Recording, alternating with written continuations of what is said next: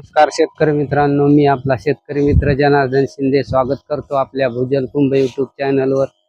सर्वप्रथम सर्व शेतकरी मित्रांना बैल पोळ्याच्या हार्दिक शुभेच्छा। आणि आजचा व्हिडिओ राहणार आहे तणनाशक विषय। तणनाशक फवारताना घ्यावयाची काळजी।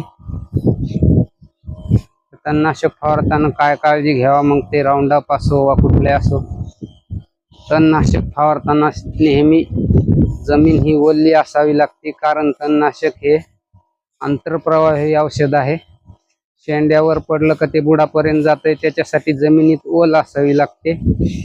ओल नसली तर आपल्याला हवा तसा रिझल्ट तणनाशकचा मिळत नाही।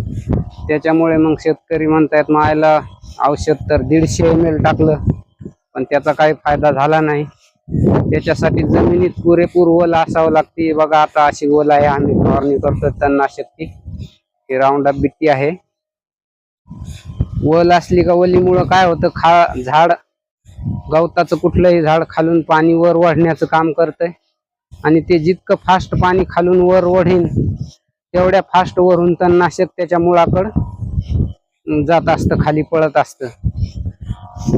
त्याचे शेतकरी काय करतात, कोल्ड असलं तरी फवारतात, औषध टाकतात 100-150 ml तरी रिझल्ट मिळत नाही। मग शेतकऱ्याच्या सुद्धा काही चुका असतात, आणि आपण म्हणतो माझे हे औषध चांगलं नाही आणि आपल्याला रिझल्ट मिळाला नाही हवा तसा। रिझल्ट मिळतो, फक्त काळजी ही घेतली पाहिजे।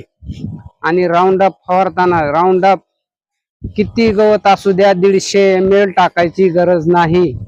100 ml जर आपण राऊंडअप टाकलं आणि त्याच्यात आपल्या एका हातात खोंगळात बसन एवढा विर्या जर टाकला आणि 1 लिंबू टाकलं तर त्याचा 1 नंबर रिझल्ट आपल्याला येणार आहे। फक्त जमीन मात्र ओली पाहिजे, नाहीतर तुम्ही फवारसान जमीन हडकलेली असन, ओल नसन जमिनीत, त्यामुळे काय होतं पाणी कमी प्रमाणात ओढतं झाड गवताचं, आणि मग ते तितक्या कमी प्रमाणात खाली औषध जातं।